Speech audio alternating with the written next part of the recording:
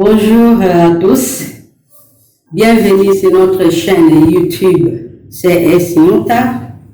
Madame Bette est là aujourd'hui pour une nouvelle leçon en français rédaction. Mais le premier cas, nous avons déjà vu ça. On peut réviser un peu pour voir si vous n'avez pas oublié. Voilà. Il y a deux petites phrases là au tableau. Nous allons mettre à la forme interrogative. Lisez. Qui dérange en classe? La deuxième phrase. Maman prépare du riz. Et nous mettons à la forme interrogative. On va.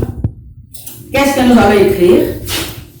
Est-ce que tu déranges en classe? Très bien. Est-ce que tu déranges en classe? Et à la fin, nous mettons quoi? Très bien. Point d'interrogation. Passons à la deuxième phrase. Oui. Est-ce que maman prépare du riz? Félicitations. Est-ce que maman prépare du riz? Vous n'oubliez pas les points d'interrogation. Voilà. Et c'est ça que nous avons vu la fois passée. Voilà. Nous sommes ici. Notre leçon du jour, c'est toujours français rédaction. Nous allons mettre à la forme interrogative, mais deuxième cas. Voilà. Lisez. Très bien, nous sommes sages. Deuxième phrase. Vous dormez en retard. Troisième phrase. Tu as bien chanté. Alors, on va plus répéter les premiers cas, mais ici, qu'est-ce que nous allons faire? Il faut d'abord connaître les sujets et le verbe ou bien base. Parce que c'est ça qui va nous permettre de bien transformer. Nous sommes sages, nous commençons par les verbes sommes. C'est ça que vous voyez ici. Et le deuxième mot maintenant, c'est nous qui est le sujet. Nous sommes sages. Sommes-nous sages?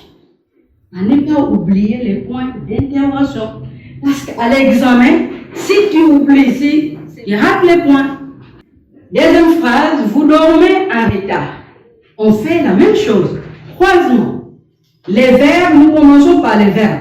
Ici, c'était le sujet, verbe et complément. Et pour transformer, il faut commencer par les verbes ou base. C'est ça que nous avons fait ici. Dormez-vous en retard? Point d'interrogation à la fin. Dormez-vous en retard? On a simplement changé les places. On commence par les verbes, après les sujets. Et on continue la phrase. À la fin, nous mettons point d'interrogation. Troisième phrase, tu as bien chanté. Les verbes, c'est a. Les a ici, c'est quel verbe? Très bien, c'est le verbe avoir. Regarde, tu as bien chanté. Nous allons prendre les verbes et nous allons commencer à mettre ça au début. As-tu bien chanté? C'est très beau à écouter, c'est très beau à parler. Tu as bien chanté. As-tu bien chanté? J'espère que ce n'est pas difficile. Seulement le verbe, il faut être prudent et puis il faut savoir lire. Si tu ne lis pas bien ou tu ne couvres pas les verbes, ça sera difficile pour toi. Tu risques de commencer par retard. Retard, ce n'est pas le verbe. C'est dormir et le verbe. On commence au début, après le verbe vient le sujet. Et tu continues la phrase. Et à la fin, tu mets point d'interrogation. Regardez. Pour transformer une phrase à la forme interrogative, deuxième cas, on écrit la même phrase, mais en commençant par les verbes avec les points d'interrogation à la fin. C'est très facile à maîtriser et c'est très facile à travailler. Pour transformer une phrase à la forme interrogative, qu'est-ce qu'on fait? Alors, on écrit la même phrase, mais en commençant par les verbes. Et quand il termine toute la phrase, et à la fin, n'oubliez pas les points d'interrogation. Merci. J'ai fini parce que ce n'est même pas compliqué, c'est très facile. Mais je vous laisse un devoir ici. Ce sont les mêmes exercices. Il faut travailler de la même façon. Après avoir travaillé ton devoir, j'ai encore un autre devoir à te donner. Prends ton livre pratique de français à la page 65. Il y a le texte qui est là, Tante Timba. Tu lis seulement le premier paragraphe. Et c'est fini. Prochainement, nous allons continuer à lire tous les textes. Merci. Au revoir.